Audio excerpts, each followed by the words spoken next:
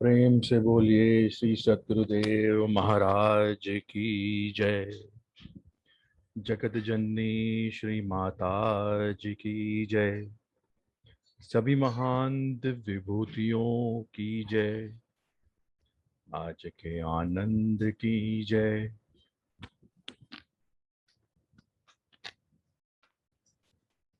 सर्वप्रथम हमारे इस साप्ताहिक ट्यूसडे वाले प्रोग्राम में मैं उपस्थित महात्मा संतगण को सादर प्रणाम करता हूं और उनका जोर शोर से आमंत्रण करता हूं और हमारे सभी प्रेमी जिज्ञासु का भी मैं अभिनंदन करता हूं और इस साप्ताहिक प्रोग्राम में उनका स्वागत एक और बार करता हूं। इस प्रोग्राम का आगाज आज हम करेंगे गुरु वंदना से, जो हमारी our very own Anjita Lama जी करेंगी। प्रेम से बोले श्री आनंद कंद भगवान की जय। आदिशक्ति श्री जगजननी माता जी की जय। सभी हंस महान विभूतियों की जय। मानव धर्म की जय।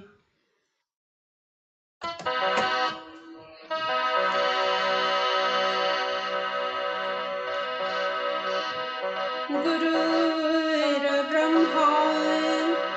गुरुर्विष्णु गुरु ही देव महेश्वर गुरुर्साक्षात् परं ब्रह्मा तस्मै श्री गुरुवे नमः। श्री आनंद कंद भगवान की जय। गुरु चरण कमल बलिहारी रे, प्रभु चरण कमल बलिहारी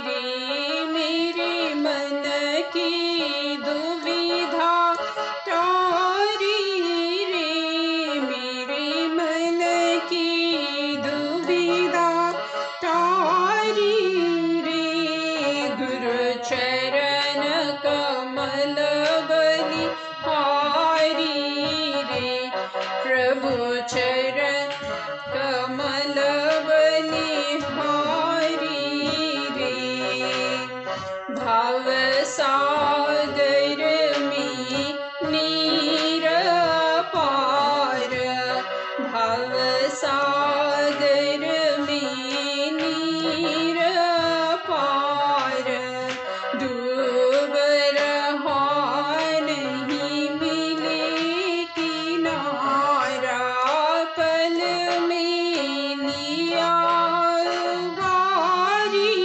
रे, गुरु पल में लिया बारी रे, गुरु चरण कमल बलिहारी रे, प्रभु चरण कमल बलिहारी रे, काम क्रोध मद लोभ लुटेरे, काम क्रोध मद लोभ लुटेरे, जन्म जन्म की वैरी मेरी, सबको दीना मारी रे, गुरु सबको दीना मारी रे, गुरु चरण कमल बलिहारी रे, प्रभु चरण कमल बलिहारी रे, द्वैत भाव सब दूर कराया, द्वैत भाव सब दूर कराया, पूर्ण ब्रह्मा एक दर्शाया, घट घट घट जोतनि हारी रे गुरु घट घट जोतनि हारी रे गुरु चरण कमल बलिहारी रे प्रभु चरण कमल बलिहारी रे युग युगत गुरुदेव बताई युग युगत गुरुदेव बताई ब्रह्मानंद शांति मन आई मानुष देह सुधारी रे गुरु मानुष देह सुधारी रे गुरु चरण कमल बलिहारी रे प्रभु चरण कमल बलिहारी रे मेरे मन की दुविधा तारी रे मेरे मन की दुविधा तारी रे गुरु चरण कमल बलिहारी रे प्रभु चरण कमल बलिहारी रे सद्गुरु चरण कमल बलिहारी रे श्री आनंद कंद भगवान की जय आनंद कंद भगवान की जय। जय अंजिता जी को बहुत बहुत शुक्रिया प्रोग्राम की इतनी अच्छी शुरुआत करने के लिए। आगे बढ़ने से पहले एक दो बातें। हमारा ये प्रोग्राम रिकॉर्ड हो रहा है और इसका सीधा प्रसारण फेसबुक पे भी हो रहा है। यू कैन आप ये फेसबुक लाइव का लिंक सभी को अपने भेज सकते हैं। लिंक आपको चैट में मिल जाएगा। आज हमारा क्वेश्चन एंड आंसर सेशन भी है जो खुद जेपी करेंगे और आप अपने सवाल या तो हैंड रेज कर सकते हैं या तो अपने सवाल चैट में भी लिख सकते हैं और ज़रूर अपने सवाल ज़रूर पूछिएगा। अभी हम चलते हैं कालिम्पोंग जो है हिमालय की गोद में 13,000 फीट पे। यहाँ का अभी हम लोग दुबई में हैं। दुबई का तापमान ऑलमोस्ट 45 डिग्रीज है और कालिम्पोंग में around 24 degrees. So that is very very nice. So Kalimpong से हमारे एक भाई अभी भजन करेंगे, श्री अनुदेश चेत्री। मानव धर्म की जय। सद्गुरु परमात्मा हमको तूने चल तेरी शरण हो, तेरी लगन हो, ना हो कोई कामना। सद्गुरु परमात्मा हमको तूने चलवा, तेरी शरण हो, तेरी लगन हो, ना हो कोई कामना। सद्गुरु परमात्मा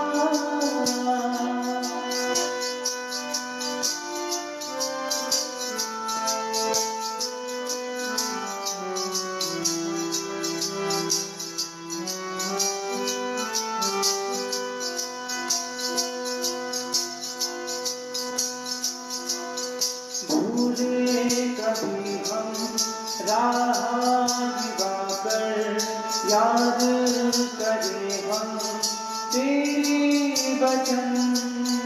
तन मन धन तक तुझ पे समर्पण, अब तेरा है ये जीवन, अब तेरा है ये जीवन।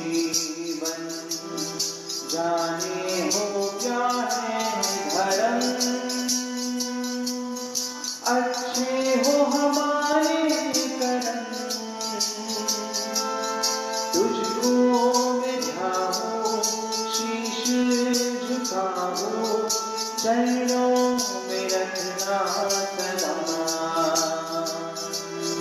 सद्गुरु परमात्मा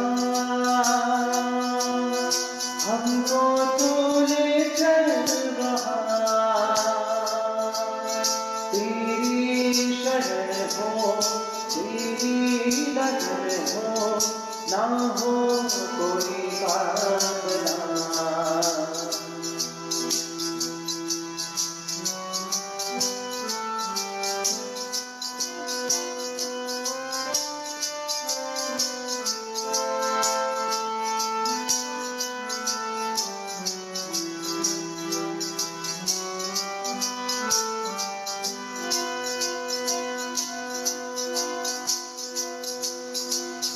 अज्ञान अंधेरा मिट जाए गुरुवर, ओ रोशनी तुम देना हमें, बिखरे कभी हम साथ रहे हम, सयान पथ पर चलते रहे, सयान पथ पर चलते रहे। जाने हो क्या है धर्म, अच्छे हो हमारे कर्म, सेवा में अर्पण हो मेरा जीवन, हे बस कामना। सद्गुरु परमात्मा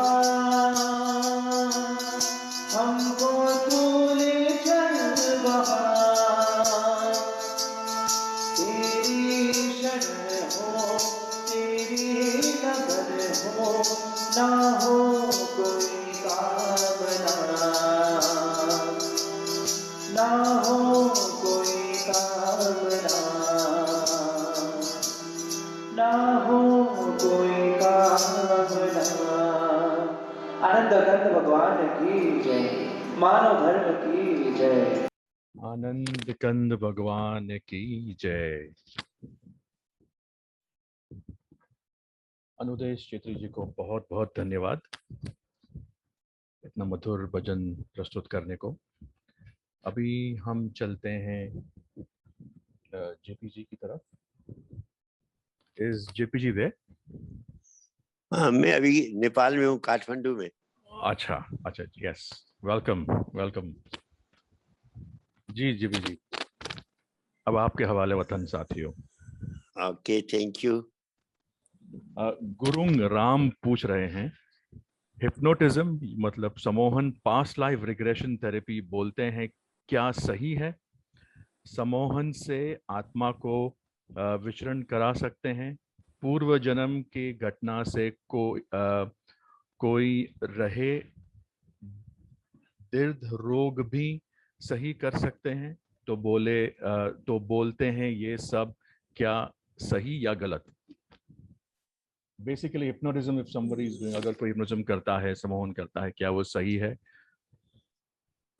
हिप्नोटिज्म सब तो शायद मैच नहीं करेगा इसके लिए, लेकिन आजकल मेडिकल साइंस ने एक वो निकाला है, there is like hypnotism, there is like hypnotism. वह उसको अर्ध निद्रा की अवस्था में ले जाते हैं, वह सो भी रहा है, नहीं भी सो रहा है।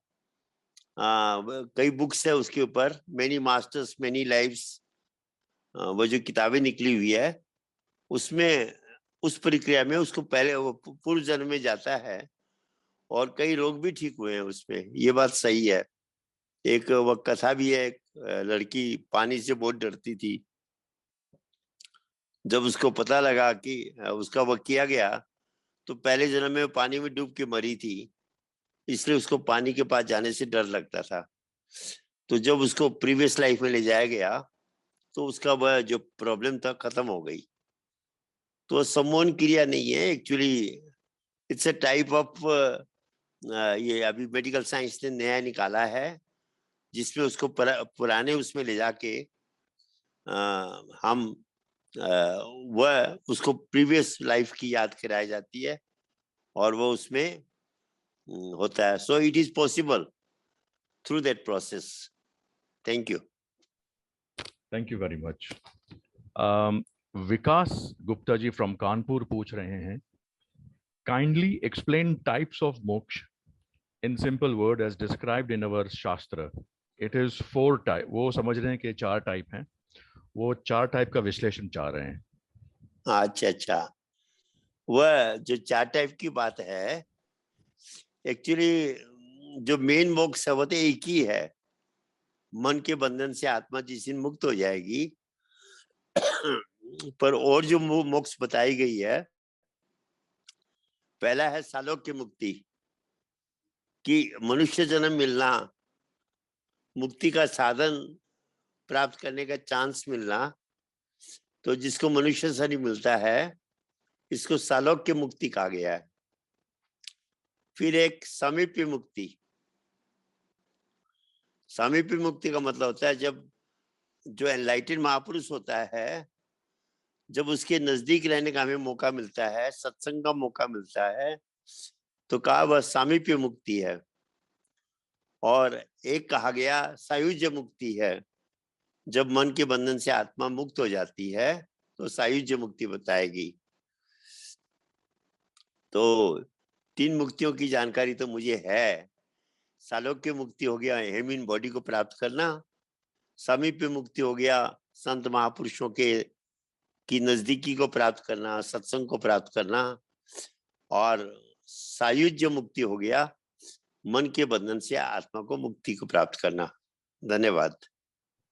बहुत बहुत धन्यवाद. अगला प्रश्न आया है, what is the difference between religion and spirituality. ये पूछा है महेंद्र चेत्री जी ने. What is the difference between religion and spirituality. Mahendra Chhetri ji कहाँ से हैं? Mahendra Chhetri ji, I think from Darjeeling. Darjeeling. Okay ji, Himalaya के ग्रुप में से. महेंद्र जी, एक्चुअली अगर हम गहराई में जाएं तो जो धर्म और अध्यात्म एक ही है, पर आज जो जिसको हम धर्म कहते हैं, ये जो बाहरी रीति रिवाज है, बाहरी पूजा पाठ है, इसको धर्म की संज्ञा दे दी गई. जो आचरण है धर्म के, इसको धर्म कहा जाता है. अनेक धर्म है, अनेक रास्ते हैं. अध्यात्म कहा गया आत्मा का अध्ययन अध्यात्म है. परंतु धर्म की अगर एक्चुअल डेफिनेशन में हम जाते हैं तो जिस शक्ति ने धारण कर रखा है उसको जानना ही धर्म है. तो वो शक्ति तो आत्मा ही है. विवेकानंद ने कहा religion means realisation of the self. हम रिलीजन शब्द को भी डिफाइन करें तो ये ग्रीक वर्ड है, इसका मतलब है to go back to the source. Source क्या है? हमारी आत्मा है. और अध्यात्म भी आत्मा को जानना ही अध्यात्म है. तो in deep sense both are same. पर आज जो प्रैक्टिकल जो रूप हमारे सामने है संसार में, ये अनेक धर्म हमारे सामने दिखते हैं. उनकी पद्धतियां अलग अलग है. कोई चर्च में जा रहा है वह क्रिश्चियन कहलाता है, मंदिर में जा रहा है हिंदू कहलाता है, मुस्लिम्स मस्जिद में जाते हैं, सिख गुरुद्वारे में जाते हैं, बुद्धिस्ट कॉम्पा में जाते हैं. उनकी पूजा पद्धति भी अलग अलग है जो दिखती है हमें. तो ये धर्म कहा गया. और अध्यात्म का मतलब हो गया अपनी आत्मा को, जो हमारे अंदर जो आत्मा तत्व है, जो एनर्जी कॉन्शियसनेस हमारे अंदर ड्वेल कर रही है, उसको एक्सपीरियंस करना अध्यात्म है. तो अध्यात्म तो एक हो गया सबके लिए और धर्म अनेक हो गई. ऐसा भी कहा है कि फूल धर्म फूल की तरह हो गए और उनकी जो सुगंध है वह अध्यात्म हो गया. तो in deep sense both are same. और भौतिक जगत में फिजिकल फॉर्म जो है धर्म का, वह धर्म हो गया. और जो मेटाफिजिकल फॉर्म है, जो पराभौतिक स्वरूप है, उसको अध्यात्म कहा गया. So that is so called difference. Actually in deep sense both are same. Thank you. धन्यवाद जेपी जी समानता को एक्सप्लेन करने के लिए। सुदीप पांडे जी पूछ रहे हैं कि ब्रह्म मुहूर्त को जरा एक्सप्लेन कीजिए, व्हाट इज इट्स बेनिफिट्स, और क्या, और is it the same time around the world या it is different from country to country? Brahma Muhurta same time world में पूरी दुनिया में एक ही होता है या समय से बदलता रहता है? ये तो अलग अलग होगा। ब्रह्म मुहूर्त का मतलब हो गया जब आप सुबह सो के उठते हैं, बिफोर सनराइज। तो सनराइज तो एक ही समय में सारे संसार में एक ही टाइम में नहीं होता है। तो ये ब्रह्म मुहूर्त की टाइम पहली बात तो अलग अलग हो गई।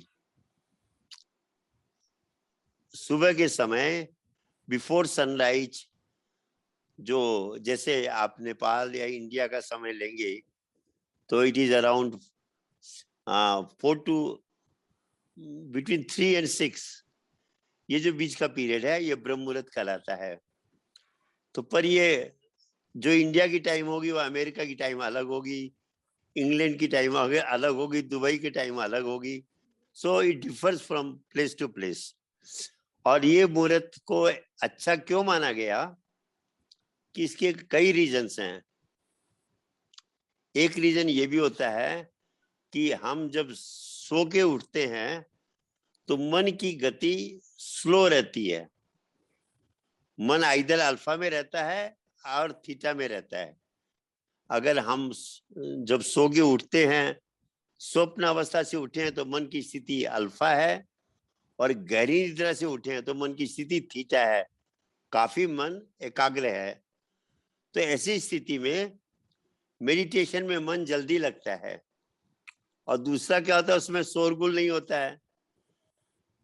जिसमें ब्रह्म मुहूर्त में तो पक्षी पशु पक्षी भी सोए हुए रहते हैं। तो शांत अवस्था में मेडिटेशन अच्छा होता है। इसलिए ब्रह्म मुहूर्त में मेडिटेशन को, ब्रह्म मुहूर्त के समय को मेडिटेशन के लिए अच्छा माना गया है। Thank you. बहुत बहुत धन्यवाद जेपी जी। अगला प्रश्न है बॉबी जी यूके से। वो पूछ रहे हैं, divine light, nectar, divine music can be experienced now. How do we relate holy smoke, which is mentioned in Bible in our meditation? What is a holy smoke? Holy smoke, जी, वो Bible को reference दे रहे हैं। Bible में Holi smoke के बारे में तो मैंने नहीं सुना है, पर बाइबल में मैंने होली वर्ड सुना है। एक्चुअली क्या है बॉबी जी, बाइबल में किस ढंग से उसको स्मोक वाला शब्द तो मैंने सुना नहीं है। पर एक्चुअली जो हुआ है वह क्या है, जब क्रिएशन बनाने का प्लान हुआ, जब उस क्रिएटर ने सोचा कि let me create, let me make a game, वह हमारे हिंदी में कहते कामिल काम कमाल किया थे ने ख्याल से खेल बनाए दिया। तो जो शून्य अवस्था में जब वो ब्रह्म था, या हम थे कहिए, शून्य अवस्था में जब था, जिसको हम ब्लैक होल की अवस्था कहते हैं, तो जब ये आया कि ख्याल आया कि भाई मैंने क्रिएट करना है, तो अक्षर ब्रह्म प्रकट हुआ, जिसको हम साइंस की भाषा में प्राइमोडियल वाइब्रेशन कहते हैं। बाइबल में जिसको होली वर्ड कहा गया, होली नेम कहा गया। In the beginning was the word was with God and the word was God. By the word everything was created. तो वह जो अक्षर ब्रह्म मैनिफेस्ट हुआ, वह पहला स्वरूप था उस शक्ति का जो क्रिएशन के लिए प्रकट हुआ। उसके बाद क्रिएशन के लिए जब उसको अपना फ्रीक्वेंसी चेंज करनी पड़ी, तो जब उस अक्षर ब्रह्म ने प्राइमोडियल वाइब्रेशन ने अपनी फ्रीक्वेंसी चेंज की, it took the form of music, divine music, जिसको हम अनंत नाद कहते हैं,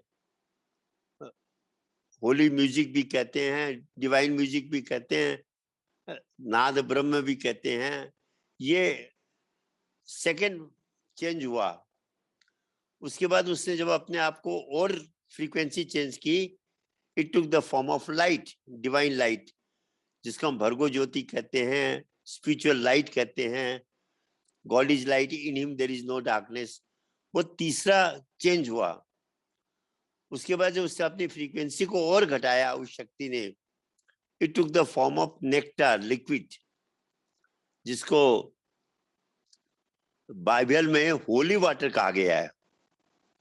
जब वह क्राइस्ट समारियन औरत से पानी पिलाने को कहते हैं तो वो कहती, तुम लोग मेरे हाथ का पानी कहाँ पीते हो, तुम लोग यहूदी लोग। तो कहते, तुम इस पानी की बात कर रहे हो जिसको पीने के बाद प्यास मिट जाएगी, मैं तुमको ऐसा पानी पिलाऊंगा जो जन्म जन्म की प्यास मिटा देगा।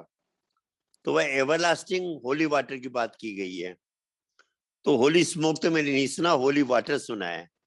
तो जो 4 फॉर्म है,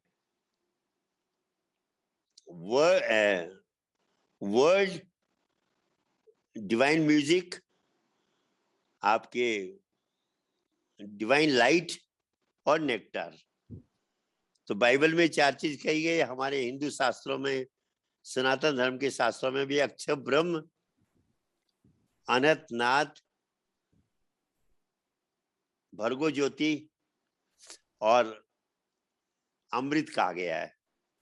तो 4 फॉर्म है जिससे 4 वेदों की रचना हुई।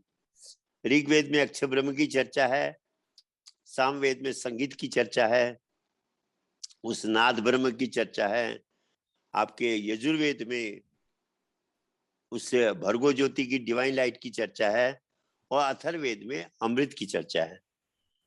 तो मैंने डिवाइन स्मोक तो नहीं सुना, होली स्मोक तो नहीं सुना, होली वाटर, एवरलास्टिंग वाटर की बात सुनी है।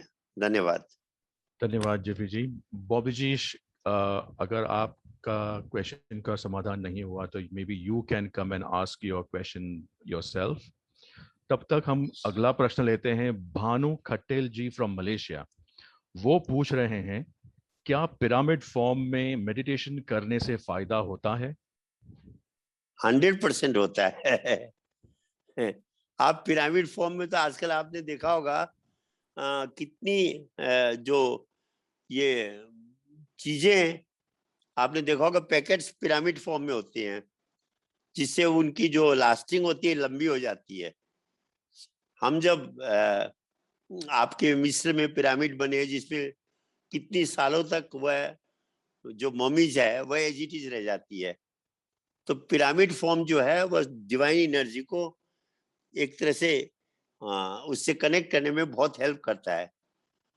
तो हम लोग जब बैठते हैं ध्यान में, तो that is also pyramid form, so it really helps. ये तो सच सही बात है, पिरामिड फॉर्म मेडिटेशन में हेल्प करता है। Thank you. आज हमारे प्रोग्राम में काफी अच्छे प्रश्न और लगातार प्रश्न आ रहे हैं। Will go to the next question from Deep Sun ji. वो पूछ रहे हैं, दीक्षा कितने प्रकार के हैं और उसके महत्व क्या है? दीक्षा कितनी प्रकार की होती है और उसके महत्व क्या है? कौन पूछ रहे हैं? दीप सुन जी। हाँ, दीप सन जी। हाँ, दीक्षा तो बहुत प्रकार की होती है। आप उसके एक्सप्लेनेशन में जाए तो बहुत लंबी होती है, पर उन सब में जो सबसे श्रेष्ठ दीक्षा है, जो सबसे टॉप क्लास है, हमारे लिए जरूरी है, वह आत्मज्ञान की दीक्षा है, मेटाफिजिकल मेडिटेशन की दीक्षा है। वह दीक्षा सबसे पहले बच्चा गर्भ में प्राप्त करता है। जब माँ के गर्भ में बच्चा होता है, जब उसमें श्वासों का परिचालन शुरू हो जाता है, ब्रीदिंग स्टार्ट हो जाती है बच्चे के अंदर गर्भ में, उस समय पहली दीक्षा उसको प्रभु गर्भ में देते हैं, और वह इस मेटाफिजिकल मेडिटेशन को, आत्मज्ञान की साधना को करना शुरू कर देता है। बाहर आने के बाद वह दीक्षा जनरली जो सनातन धर्म में सिस्टम थी, जिसको हम उपनयन संस्कार कहते हैं, उस समय दी जाती थी। तो मेन दीक्षा तो वही है। वैसे तो अनेक प्रकार की दीक्षाएं लोग देते हैं, वो तो बहुत लंबा विवरण है, पर हमारे काम जो दीक्षा हैगी वो उस मेटाफिजिकल नॉलेज की, आत्मज्ञान की दीक्षा हैगी। और यही भगवान कृष्ण कहते हैं, अर्जुन नाना शास्त्र पठन लोके नाना देवत पूजनम, आत्मज्ञान बिना पार्थ सर्व कर्म निरर्थकम। तो इसलिए अनेक दीक्षाओं में महत्वपूर्ण दीक्षा आत्मज्ञान की दीक्षा है और मैं तो उसी को रियल दीक्षा मानता हूँ। धन्यवाद। Our next question is, हमारा अगला सवाल अभिषेक कहनल जी की तरफ से है। वो पूछ रहे हैं, महापुरुष ज्यादातर मेल होकर जन्म लेते हैं, एनी स्पेसिफिक रीजन? आपका Interesting क्वेश्चन तो question. सचमुच में Interesting. विचित्र है। इस कहते हैं सुर में ईश्वर भी तो कभी हम पुल्लिंग मानते हैं। द वर्ड ईश्वर इटसेल्फ, हम उसको फादर बोलते हैं। फादर, उसके बाद मदर बोलते हैं। फादर जो बोलते हैं गॉड को, ही इज आवर फादर करके हम कहते हैं। तो स्पेशल रीजन तो मेरे ख्याल से अभी तक पता नहीं लगा है, पर जनरली ये देखा गया है अभी तक।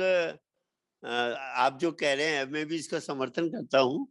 जनरली महापुरुष मेल में ही, रूहानी शक्ति मेल में ही प्रकट हुई है। शायद उस क्रिएटर को मेल के रूप में प्रकट होके प्रचार करने में इजी रहता होगा। कभी कभी शक्तियां फीमेल के रूप में प्रकट हुई है, जैसे हम माँ भगवती की सुनते हैं। माँ भगवती का जो अवतार हुआ था वह फीमेल के रूप में हुआ था जब उन्होंने राक्षसों का संहार किया। पर जनरली हमने मेल के रूप में ही महापुरुषों का अभी तक सुना है। You are right and I support it. अब इसके पीछे रीजन क्या है, ये तो उस कॉस्मिक प्लान है उसका, वो क्यों उसका ये कॉस्मिक प्लान है, ये तो उसी से पूछना पड़ेगा हमें। धन्यवाद। बहुत अच्छा। आई थिंक जेबी जी आज हमारे यहाँ इंटरेस्टिंग क्वेश्चंस की बौछार हो रही है, क्योंकि नेक्स्ट क्वेश्चन पुष्पा सिंह जी की तरफ से हैं। वो पूछ रही हैं कि बुराई का जन्म कहाँ से होता है? बुराई का जन्म तो एक्चुअली आप ये बुराई बोल करके शब्द हम वैसे ले रहे हैं, एक्चुअली ये वायरस है। और जब ये गेम खेला गया तो कभी भी कोई गेम होता है उसमें दो टीम होती है, एक टीम से कभी भी गेम नहीं होता। तो ईश्वर ने दो टीम बनाई जिसमें एक अच्छाई और एक बुराई, जिसको हम कहते हैं, आप वैसे अगर आप कहेंगे अच्छाई का जन्म कहाँ हुआ है, तो ये दोनों चीजें मन के अंदर होती है। हमारे मन के अंदर जो वायरस है, आप जैसे कंप्यूटर में वायरस आता है, ऐसे प्रभु ने रचना के अंदर एक सिस्टम बनाई। गेम का सेकंड पार्ट बुराई है, कि बुराई और अच्छाई में ये लड़ाई होती है और अच्छाई की विजय प्राप्त होती है। तो बुराई का जन्म तो हमारे मन के अंदर से होता है। वैसे ये मन के अंदर वायरस पैदा होता है और ये वायरस के पीछे रीजन बहुत से होते हैं। बाहर का एनवायरनमेंट, आपकी संगत, आपके अंदर के जिस कंपनी में आप रहते हैं, जिस सिचुएशन में आप रहते हैं, उसका इफेक्ट होता है। बुराई का जन्म हमारे मन के अंदर होता है और मन के अंदर ही बुराई को समाप्त करना पड़ता है। धन्यवाद। Thank you JP ji. Our next question is from Rehan. I hope मैंने उनका नाम सही प्रोनाउंस किया है। वो पूछ रहे हैं कि how do we know we have got arrogance? ये तो आपने बहुत अच्छा प्रश्न किया है। क्या नाम बताया आपने? RAYHAN, रेहान। अच्छा, रेहान जी, ये तो बहुत गहरा आपने प्रश्न किया है।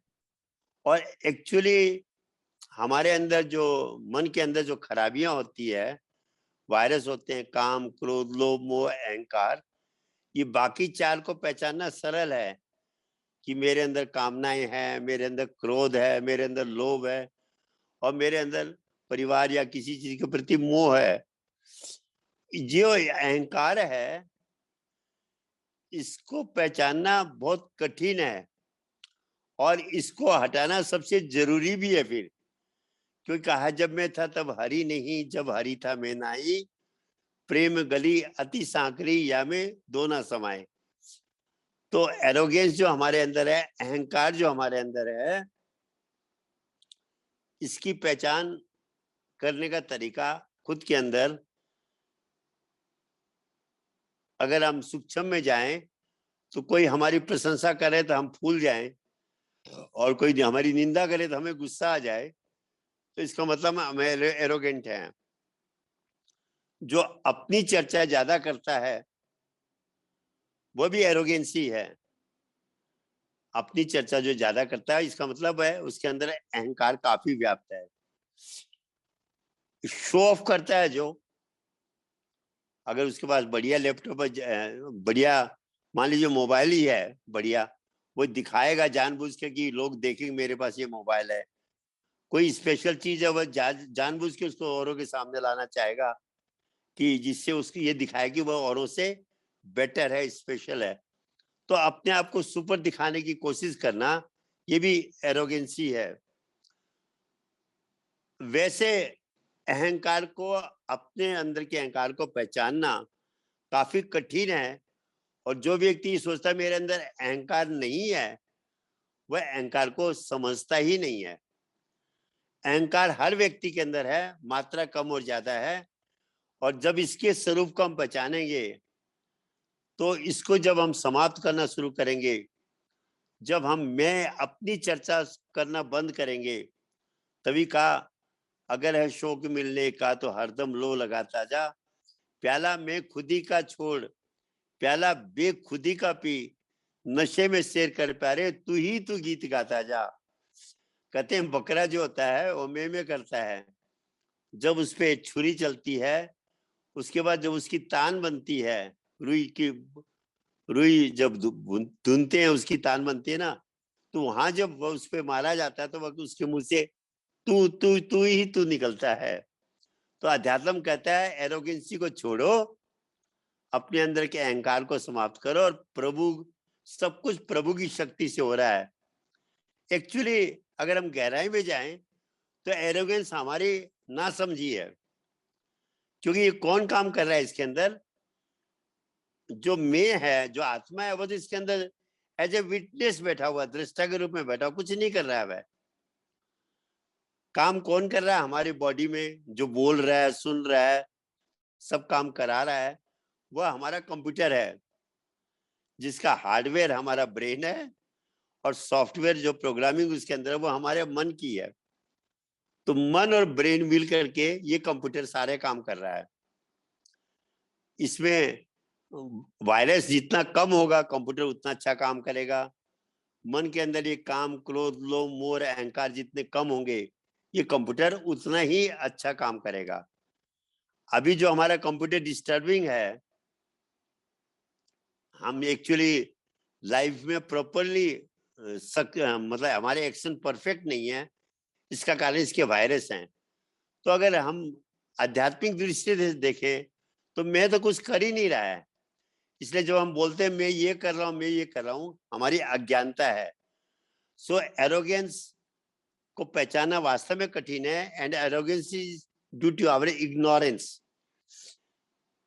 पर मोटी रूप से पहचान ये है कि अपनी चर्चा करना, अपनी चर्चा करवाना, अपनी चर्चा सुनने की इच्छा रखना, अपने आप को शोर ऑफ करना, ये सारे एरोगेंस की निशानी है, and we should avoid all this. Thank you. Thank you doctor साहब। मेरे पास भानु जी का मैसेज आया है कि वो अपना प्रश्न खुद पूछना चाहते हैं। एनबी गुरुंग जी कह रहे हैं, मे बी मैंने उनके नेपाली प्रश्न का ट्रांसलेशन अच्छी तरह नहीं किया। Can we please pin Bhanu ji? Bhanu ji, आप अपना प्रश्न पूछ सकते हैं। जय श्री सच्चिदानंद। जय स्थानंद।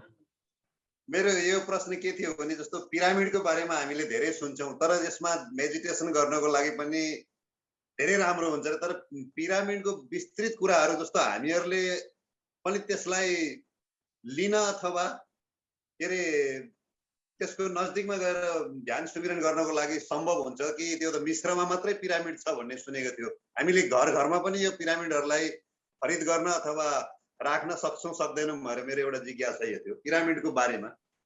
नहीं, आपने जो कहा ना, उस पिरामिड की जरूरत नहीं है।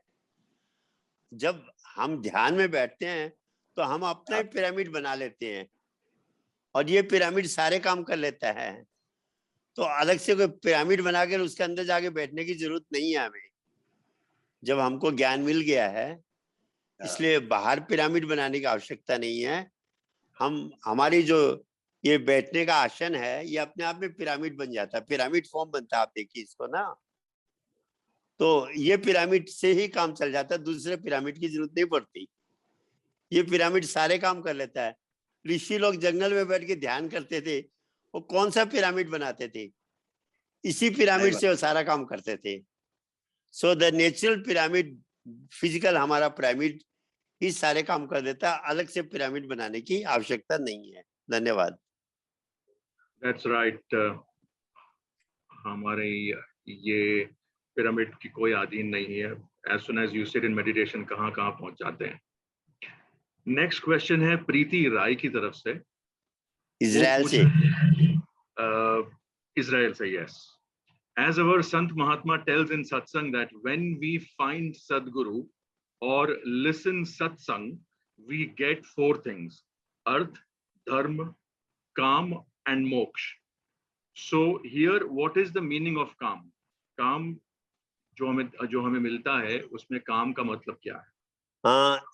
प्रीति जी, ये जो 4 फल की प्राप्ति कहा है, इसमें 2 हैं चीजें, फिजिकल और मेटाफिजिकल।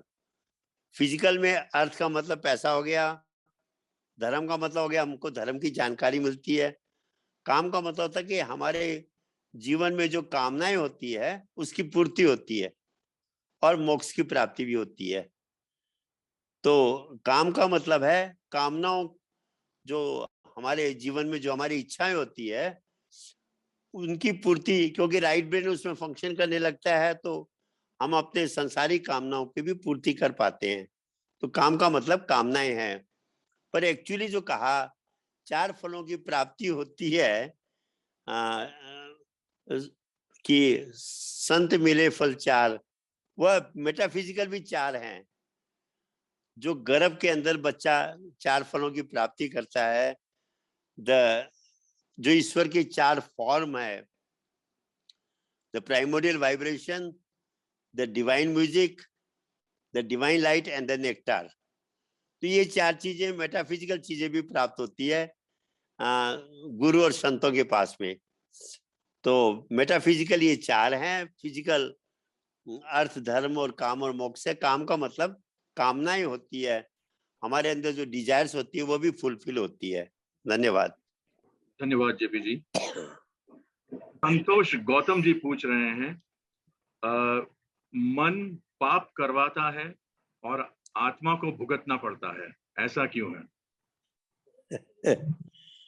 ये बहुत आपने गहरा प्रश्न पूछा है।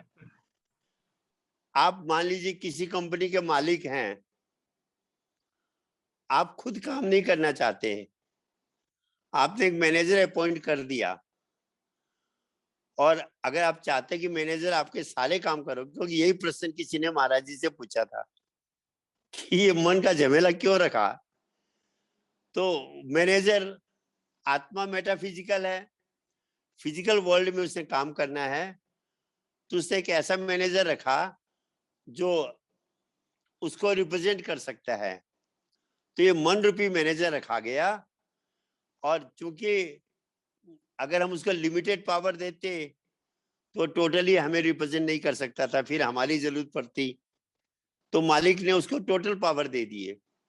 ये नहीं कि भाई 10 लाख तक कि तुम चेक साइन कर सकते हो, उससे ऊपर की मैं करूंगा। जब मालिक को उसी के द्वारा सारे काम कराने तो उसको सारे पावर दे दिए। तो सारे पावर देने के बाद में मैनेजर अच्छा भी कर सकता है और बुरा भी कर सकता है, और तभी गेम होता है।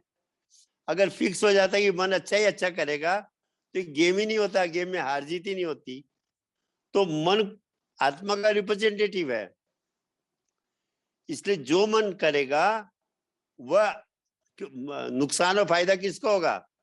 कंपनी मालिक की है, उसने मैनेजर अपॉइंट किया है। तो आत्मा ने जब आप भी किसी को रिप्रेजेंट करके भेज देते हैं तो वो जो निर्णय लेता है वो आपको मानना पड़ता है। भगवान राम ने हनुमान को भेजा था, सुग्रीव को भेजा था। सुग्रीव ने क्या कहा, अगर मेरा पैर आप उठा दोगे, पांव रख दिया था, दूध बन के गया था, बोला अगर मेरा पांव उठा दोगे तो हम सीता को छोड़ के चले जाएंगे। तो उससे किसकी तरफ से, अगर मान लीजिए उसका पांव उठ जाता तो भुगतना किसको पड़ता है, भगवान राम को पड़ता, क्योंकि रिप्रेजेंटेटिव बन के गया था। तो आत्मा ने अपना रिप्रेजेंटेटिव मन को बनाया है, डिप्यूट किया है। तो जो अच्छा करेगा तो आत्मा को मिलेगा, बुरा करेगा तो आत्मा को मिलेगा। बिकॉज आत्मा ने मन को अपना रिप्रेजेंटेटिव मैनेजर नियुक्त किया है कंपनी का, अपनी कंपनी का, और उसको सारे पावर दिए हैं, टोटल पावर, तुम जो भी चाहो कर सकते हो। इसीलिए तो ह्यूमन ब्रेन इसमें मनुष्य जीवन महत्वपूर्ण बताया, क्योंकि और जन्मों में इस मन को करेक्ट करने का कोई सिस्टम नहीं है, मन के अंदर के विकारों को समाप्त करने का कोई उपाय नहीं है। ह्यूमन बॉडी में जो हमको ब्रेन मिला है वह स्पेशल ब्रेन है, जिसके अंदर हम इस बात को समझ सकते हैं कि मन के अंदर क्या क्या विकार है, और उसको मेडिटेशन के द्वारा क्लीन कर सकते हैं। तो रिप्रेजेंटेटिव का फल तो मालिक को भुगतना ही पड़ेगा, पर ह्यूमन बॉडी में आत्मा को उस भगवान ने ऐसा मौका दिया है कि ये जो रिप्रेजेंटेटिव है इसको प्योर कर दिया जाए, इसको क्लियर कर दिया जाए, जिससे कि ये आत्मा अपने वास्तविक स्वरूप को प्राप्त कर ले। तो it was a part of the game. धन्यवाद। धन्यवाद जेपी जी। प्रेम कन्हल पूछना चाह रहे हैं कि प्लीज एक्सप्लेन सत, रज और तम। ये तो सत्रह स्तंभ का कई मतलब वह है, इसमें खाना 17 स्तंभ होता है, विचारों में 17 स्तंभ होता है। जो अच्छे विचार होते हैं, औरों के परोपकार करने की, स्पिरिचुअल बातें करते हैं, वो शतोगुण में रखा गया। उसके बाद जो संसारिक बातें होती है वह रजोगुण में रखा गया, और जो झगड़ा हम मारपीट करते हैं उसको तमोगुण में रखा गया। ऐसे खाने की भी 3 वैरायटी बताई गई। जो खाना आलस्य पैदा करता है, बासी खाना, नॉन वेज इत्यादि, इसको तमोगुणी खाना कहा गया। और जो मिर्च मसाले, मीठी चीजें, स्वीट्स वगैरह, इसको रजोगुनी कहा गया। और जो सात्विक खाना, सिंपल जो खाना है, घी, दूध, फल, फ्रूट्स, इसको सात्विक खाना कहा गया। तो 3 वैरायटी खाने में भी बताई गई, व्यक्ति के नेचर में भी बताई गई। और इसके ऊपर कहते हैं निर्गुण है। तो कहा कि व्यक्ति तमोगुण से निर्गुण में जाने में, मेटाफिजिकल में जाने में दिक्कत होगी, रजोगुण से भी दिक्कत होगी, सतोगुण वाले को इजी रहेगा।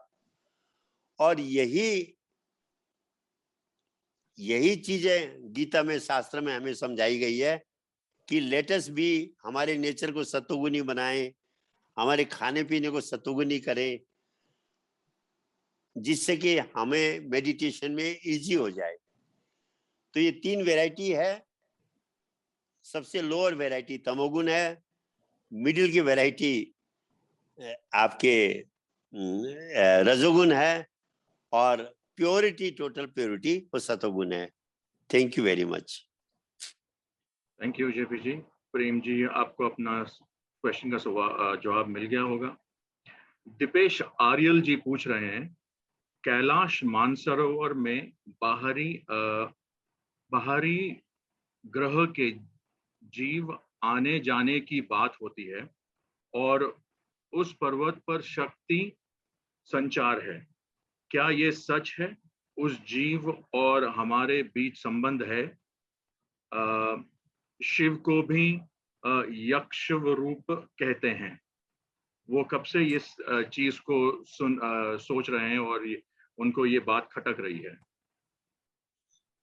ऐसा है, मानसरोवर तीर्थ का बहुत बड़ा महत्व है, पर ये जितने भी तीर्थ हैं ये इसलिए पवित्र माने गए हैं, ये तीर्थ इसलिए अच्छे माने गए हैं कि यहाँ पर महापुरुषों ने मेडिटेशन किया था। बद्रीनाथ में नर नारायण ने मेडिटेशन किया, केदारनाथ में भगवान शिव आराधना करते थे, और मानसरोवर में भी भगवान शिव आराधना करते थे। शिव और पार्वती की आराधना के करने का कारण मानसरोवर जो है वो पवित्र माना गया है।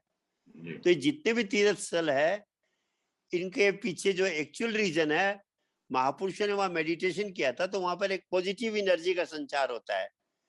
इसलिए इन तीर्थों में जाने से व्यक्ति को पॉजिटिविटी आती है, साधना में हेल्प मिलती है, अच्छी स्पिरिचुअल एक वो उसके अंदर आती है। तो ये सब चीजें होती है बोल करके ये मानसरोवर भी उसी एंगल में आता है। और कोई भाई वहां पर ये ऐसा स्पेशल होता है, ये एक्स्ट्रा बातें हैं।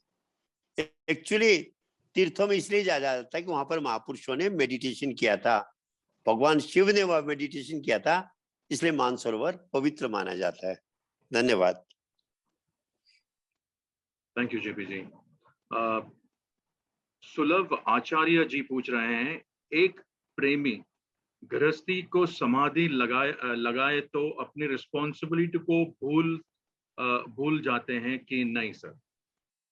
फिर से दोहराइए। में वो समाधि लगा सकते हैं कि नहीं? रस्सी में? गृहस्थी में जी। ओके। हाँ, समाधि लगाने से घर के काम भूल जाएंगे, ऐसा कुछ भी नहीं है।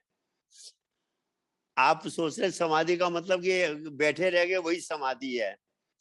जब व्यक्ति समाधि अवस्था को प्राप्त कर लेता है, एनलाइटनमेंट को प्राप्त कर लेता है, तो वह निरंतर सुमिरन की स्थिति में चला जाता है, जिसको गीता में कहा गया तस्मात् सर्वेषु कालेषु माम अनुस्मर युद्ध च मया अर्पित मनोर्बुद्धि मामेव शस्य संशयम्। तो जब उस स्थिति में व्यक्ति चला जाएगा, तो चाहे वह गृहस्थी में हो चाहे नहीं हो, उसके काम सुपर होने लगेंगे।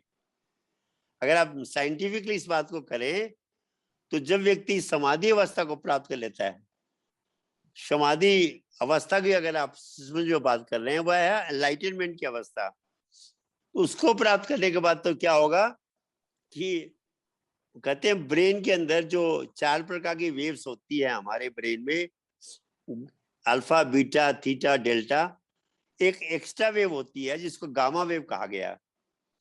तो एनलाइटनमेंट को प्राप्त करने के बाद गामा वेव क्रिएट होती है और पूरा मस्तिष्क एक साथ काम करता है। उस समय उसके हर एक्शन परफेक्ट होंगे, हर डिसीजन परफेक्ट होंगे, हर बोली बात परफेक्ट होगी, उसके लाइफ में परफेक्शन आ जाएगा। तो एक गृहस्थी क्या हजारों गृहस्थियों को भी सुचारू रूप से चलवा सकता है, वो क्षमता आ जाएगी। अगर हमने समाधि अवस्था को प्राप्त कर लिया तो हम तो ऑल इन ऑल पावरफुल हो गए, अपनी गृहस्थी क्या सब कुछ हम कर सकते हैं। So that's a very high stage.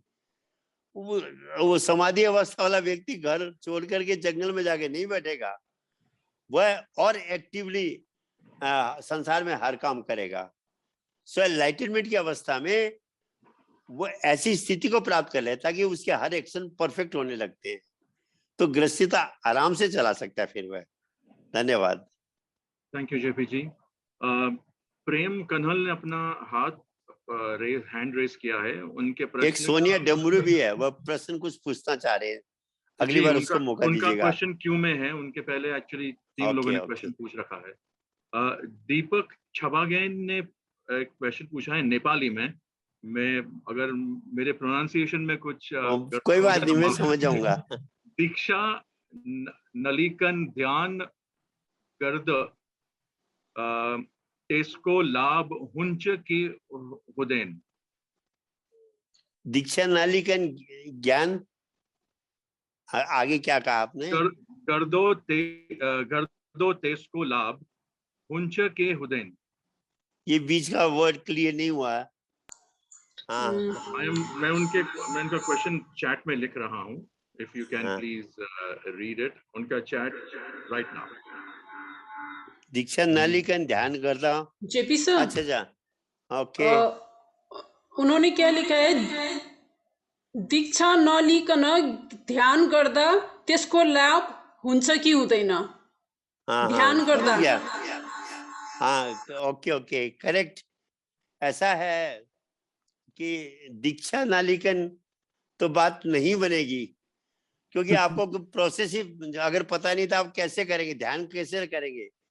ध्यान का मतलब होता है कोई ऑब्जेक्ट में मन को कंसेंट्रेट करना, to concentrate your mind on something some object. तो वो जो ऑब्जेक्ट ऑफ मेडिटेशन है, जब आपको पता ही नहीं है आप ध्यान कहाँ लगाएंगे, आपका ध्यान सुपरफिशियल हो जाएगा। तो एक्चुअली बिना दीक्षा के ध्यान पॉसिबल नहीं है। पर आप आंख बंद कर बैठ रहे हैं तो हैबिट बनेगी, इतना फायदा जरूर होगा, बाकी फायदा नहीं होगा। एक्चुअल ध्यान तो दीक्षा होने के बाद ही होगा। दीक्षा नालिकन ध्यान लगोनो सकिना। धन्यवाद। Thank you JP ji. अगला प्रश्न है from ultra Gyan. What is the happiness condition और अनकॉन्शियस प्लेस? ये इनका व्हाट इज क्वेश्चन। द, फिर बोलिए। What is the happiness condition और unconscious place? What is the happiness happiness condition? Actually उनके स्पेलिंग में काफी गड़बड़ी है। We will ask him to write it clearly. Ultra Gyan ji, आप अपना क्वेश्चन वापस पूछिए, तब तक हम अगले प्रश्न की तरफ चलते हैं। अभिषेक कन्हल जी पूछ रहे हैं, एक कथा आती है, शिव ने क्रोध में अपने बेटे को मार देते हैं और भगवान भी थोड़ी सी भी बात में बेटे को मुर्दा यह तो साधारण मनुष्य भी नहीं कर सकता है। बात कुछ और तो नहीं है कि हमारे समझने में कुछ गड़बड़ है? ये उनके गेम होते हैं। भगवान शिव और गणेश की बात आती है कि गणेश जी ने भगवान शिव को अंदर नहीं जाने दिया। माता पार्वती स्नान कर रही थी, क्योंकि वो भगवान शिव को जानते नहीं थे। तो भगवान शिव ने उनका सर काट दिया और अंदर प्रवेश किया। और जब पता लगा कि ऐसे से सती माता ने पार्वती जी ने कहा कि आपने मेरे पुत्र का वध कर दिया, तो फिर उन्होंने हाथी के सिर को लगा दिया। तो ये एक बहुत बड़ा आश्चर्यजनक बात हो गई कि हाथी के सिर को उनके ऊपर लगाया गया। तो उसके पीछे बहुत से आध्यात्मिक आंसर्स हैं। तो ये जो कथाएं हैं ये हमें कितने आध्यात्मिक अर्थों को समझाने के लिए है। जो महान पुरुष होते हैं उनका जो क्रोध होता है वह संसार की भलाई के लिए होता है। आप देखिए, जिन गणेश जी का शरीर काटा गया, सबसे पहले उन्हीं गणेश की पूजा सब जगह होती है। तो ये उनके गेम होते हैं परमार्थ के लिए। उनके जो क्रोध होते हैं उसके पीछे कोई ना कोई संसार का भला करने का लक्ष्य होता है। हमारा जो क्रोध होता है वह लोगों का नुकसान करता है। तो ये जो कथाएं बनाई गई है, ये इनके पीछे उद्देश्य होता है कि हम बहुत सी बातों को समझे। अब देखिए, हाथी का सिर, अब साइंस इतनी डेवलप हो गई, अभी तक कोई ब्रेन की सर्जरी रिप्लेसमेंट नहीं कर सकता। एक किसी का सिर काट के दूसरे का सिर लगा दे, साइंस अभी उस अवस्था तक नहीं पहुंची है। पर उस समय हमारे लोगों ने कितनी बड़ी कल्पना की कि ब्रेन की सर्जरी भी कर दे। कितनी कॉम्प्लिकेटेड सर्जरी है या कितने नर्व्स के कनेक्शंस हैं, अभी तक विज्ञान और डॉक्टर्स इसकी कल्पना भी नहीं कर सकते। हमारे ऋषियों ने वह कल्पना की। सो ये सब जो कथाएं हैं, इनके पीछे बहुत बड़े आध्यात्मिक और वैज्ञानिक रहस्य है। तो वो जो क्रोध होता है वह हमें हमारे सब भलाई के लिए, हमें कुछ सिखाने के लिए होता है। ये आपकी हमारी तरह क्रोध नहीं होता है। धन्यवाद। Thank you JP ji. Ultra Gyan ji ने अपना प्रश्न वापस ब्रीफली पूछा है। वो पूछ रहे हैं, बेहोशी में आनंद है कि होश में आनंद है? कृपा जान पाए जी। आज लगता है सब लोग फिलोसफी की क्लास लेके आए हैं सब।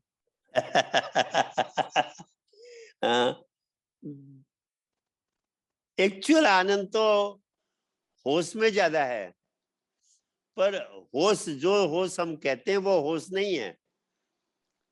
आनंद जो है एक्चुअली आप इसको टेक्निकली डिफाइन करेंगे, आनंद मन की एक स्थिति है, द स्टेट ऑफ माइंड। उसको बेहोशी और होशी से मतलब नहीं है। मन के अंदर 4 प्रकार की तरंगे होती हैं, बीटा, अल्फा, थीटा और डेल्टा। बीटा की स्पीड सबसे ज्यादा है, मैं शॉर्ट में जा रहा हूं, अल्फा की स्पीड उससे कम है, थीटा की स्पीड उससे कम है, और डेल्टा की स्पीड सबसे कम है, सबसे कम है। तो जितना मन की स्पीड घटेगी आपके आनंद की प्राप्ति बढ़ती चली जाएगी, और अगर आप डेल्टा में चले गए तो पूर्ण आनंद होगा। तो अगर वह आपके होश की अवस्था हो या बेहोशी में, तो आप क्या आनंद को महसूस करेंगे? मैं तो होश में ही आनंद को महत्व देता हूं, और वही सबसे बड़ी उपलब्धि है कि आप होश में रहते हुए भी मन को डेल्टा में ले जाएं। डेल्टा तो बहुत बड़ी बात है, अगर आप मन को थीटा में भी ले गए तो आप मस्त हो जाएंगे। अब एक बच्चे को देखिए, 2 साल तक उसके अंदर डेल्टा अवस्था रहती है, बच्चा कितना मस्त होता है। 2 से 5 तक उसमें थीटा होती है, तब भी वो मस्त रहता है। 5 से 12 अल्फा रहती है, तब भी वो मस्त रहता है। उसकी मस्ती 12 वर्ष के बाद गड़बड़ होती है, जब वो बीटा स्टेट में चाहता है उसका माइंड। तो मैं तो होश के आनंद को महत्व देता हूँ, बेहोशी के आनंद का क्या मजा है जो होश के आनंद का मजा है। धन्यवाद। जी सही कहा आपने, होश वालों को खबर क्या, बेहोशी क्या चीज। अभी सोनिया जी का प्रश्न, सोनिया दुमारू जी पूछ रही हैं, मन शून्यता पाने के बाद हम शून्यता को प्राप्त कर सकते हैं क्या? मीन्स हमें इस धरती पर वापस तो नहीं आना पड़ेगा? दोनों स्थिति है। आप जो जीरोनेस को, मन शून्य अवस्था का मतलब है आपके मतलब मोक्ष को प्राप्त करने के बाद में, साल्वेशन को प्राप्त करने के बाद में you become one with God, मतलब आप क्रिएटर बन गए। आप पूरी जो सृष्टि को कंट्रोल किया जा रहा है उस टीम में आप शामिल हो गए, तो तब तो आप ऑल इन ऑल है। आप आना चाहो आप आ सकते हो, आप नहीं आना चाहो तो आप नहीं आओ, तब तो आप कुछ भी चाहो ना, you are all in all. हम ईश्वर को सर्व समर्थ मानते हैं। तो जब आपने उस अवस्था को प्राप्त कर लिया, मुक्ति साल्वेशन को प्राप्त कर लिया, एक पानी की बूंद समुद्र मिलने के बाद जैसे पानी बन जाती है, आत्मा जब अपने स्वरूप को जान लेती है तो इन्फिनिटी को प्राप्त करती है। इन्फिनिटी का मतलब है वो जो कॉस्मिक पावर जो सारा मैनेज कर रहा है होल क्रिएशन को, आप उसमें कनेक्ट हो गए। So you are in the controlling team, managing team. अब आप अपनी मर्जी है, आप चाहो तो फिर इनकारनेट होके आ सकते हो, नहीं चाहो तो आप वहां रह सकते हो। ये डिपेंड आपके ऊपर करेगा। आपके मतलब जो वो शक्ति वहां अनंतता को प्राप्त करती है, जनरली वापिस नहीं आती, वह वहीं पर मैनेज करने में रह जाती है, क्योंकि वह अनंतता ही हम चाह रहे हैं। अनंतता को प्राप्त करने के बाद ये हम इस गेम को खिलाना चाहेंगे, खेलने की बजाय खिलाना पसंद करेंगे। धन्यवाद। अगला प्रश्न है रवीना जी की तरफ से। शी इज आस्किंग, अनुभव किसी से शेयर करने से दोबारा ध्यान लगाना मुश्किल हो जाता है, ऐसा क्यों? ये सच्ची बात है। क्या नाम बताया आपने? रवीना, RABINA। हाँ रवीना जी, ये तो आपने बिल्कुल सही कहा। और अनुभव को शेयर नहीं करना चाहिए, उसके कई कारण हैं। एक तो अगर 2 व्यक्तियों की आपसी दोस्ती है, प्राइवेट फ्रेंडशिप है, और वो बात तीसरे को लीक आउट करे तो दूसरा फ्रेंड खुश नहीं होगा। जो अनुभूतियां भी मिलती है वो प्रभु का या गुरु महाराज जी का हमारा स्पेशल कनेक्शन है, वो हमें दे रहे हैं, तो उसको शेयर कभी भी नहीं करना चाहिए। उसका कारण कई हैं। एक तो कारण क्या है कि आपके अंदर ईगो डेवलप होता है। आप जब उसका बखान करते हैं तो indirectly you are boosting your ego, और ईगो जितना बढ़ेगा आपका मेडिटेशन आपके जीवन में उतना ही नुकसान करेगा। दूसरा क्या होता है कि आपको कोई अनुभूति हुई और वह अनुभूति दूसरे को नहीं हुई है, तो उसको ये फील होगा कि मुझे क्यों नहीं हुआ, डिप्रेशन में जा सकता है, उसमें हीन भावना आ सकती है। तो अपनी जो एक्सपीरियंस है, इसलिए आपको वैसे भी कहा जाता है, आपने अगर संत महात्मा भी कहते हैं, हम लोग भी ये बात हमेशा करते हैं कि जो हमारा साधना में जो एक्सपीरियंस होती है वह हमारे प्रभु के बीच का प्राइवेट मामला है, उसको कभी भी लीक आउट नहीं करना चाहिए, क्योंकि वह इनडायरेक्टली हमारी एक तो हम सेक्रेसी लीक आउट कर रहे हैं, दूसरा हमारे अंदर सूक्ष्म रूप से हमारे अहंकार को बढ़ाता है कि मैं औरों से स्पेशल हूं, मुझे ऐसा अनुभव हुआ। इसलिए अनुभूति को तो नहीं करना चाहिए शेयर, और इसका मेन कारण है अहंकार हमारा बूस्ट होता है, इसलिए अनुभूति को शेयर नहीं करना होता है। Thank you. So true JP ji, so true. Sudeep Pandey ji पूछ रहे हैं, when people do something they love, they enjoy, but sometimes they find it disturbing to do the thing they love and the reason is unknown. ऐसा क्यों होता है और what can be the reason? फिर से दोहराइए जरा। When people do something they love, they enjoy. जब कोई व्यक्ति वो काम करता है जो वो बहुत चाहता है तो वो काफी खुश रहता है, लेकिन कभी कभी वो नहीं कर, जो उसे पसंद है वो भी नहीं कर सकता। ऐसा क्यों होता है? जो काम नहीं, उसे उनका पसंद है वो क्वेश्चन, भी नहीं कर सकता। उनकी क्वेश्चन अभी भी क्लियर नहीं हुआ मुझे, कि जो काम करना चाहता है, जिसको पसंद करता है जी, अब कभी वह करना चाहता नहीं कर पाता है। हाँ जी, नहीं, वो कहते हैं कि जो काम उन्हें पसंद है वो करने से उनको एंजॉयमेंट मिलती है, लेकिन कभी कभी वो काम नहीं कर पाते, काफी डिस्टर्बिंग होता है वो। ऐसा क्यों? हाँ, वो काम कई बार एंजॉयमेंट नहीं देता, ये पूछना चाह रहे होंगे भाई। जी, जबकि वो काम काफी चाहते हैं और उस काम को करने से उनको एंजॉयमेंट नहीं मिलता है, कभी कभी नहीं मिलता है। आपको तो इसका कोई एग्जाम्पल देना पड़ेगा, ये तो अधूरा प्रश्न हो गया आपका। ओके, फॉर एग्जाम्पल आप दीजिए, जी अपने क्वेश्चन को क्लियर करिए। जब तक वो उन्हें हम इनवाइट करते हैं, can we take the next question? I think आज का लास्ट क्वेश्चन होगा। जी जी, एक और गहरा question, who is happy? Rehan ji पूछ रहे हैं, खुश कौन है? पहले तो आप ये हैप्पीनेस किसको कहते हैं? आपको क्या नाम बताया आपने? रेहान। अच्छा, रेहान जी, पहले तो आपने हैप्पीनेस क्या है उसको समझना पड़ेगा, तब आप इस क्वेश्चन को ठीक से समझ पाएंगे। हैप्पीनेस जो है दो प्रकार की होती है, एक टेम्पररी हैप्पीनेस, एक परमानेंट हैप्पीनेस। आपने कोई चीज चाहिए, आपको मिल गई, आप हैप्पी हुए क्षणिक के लिए और वह हैप्पीनेस खत्म हो गई, वो टेम्पररी हैप्पीनेस को हैप्पीनेस नहीं माना गया। परमानेंट जो हैप्पीनेस है, एक्चुअली हैप्पीनेस को अगर हम डिफाइन करें, मन की जितनी स्पीड कम होती जाती है, आपकी हैप्पीनेस का लेवल बढ़ता चला जाता है। तो मन जब बीटा से अल्फा में जाएगा, आप थोड़ा सा हैप्पीनेस बढ़ेगी, अल्फा से थीटा में जाएगा, आप और हैप्पी होंगे, और थीटा से डेल्टा में चला जाएगा तो आप बहुत ज्यादा हैप्पी होंगे, जिसको परमानेंट की अवस्था कहा गया। तो वास्तव में who is happy? The one whose mind is totally stable is really happy. जिसका माइंड स्टेबिलिटी को प्राप्त नहीं किया है वो हैप्पी, अगर है भी तो दिखावा है, उसका टेम्पररी है, एक्चुअल हैप्पी नहीं है।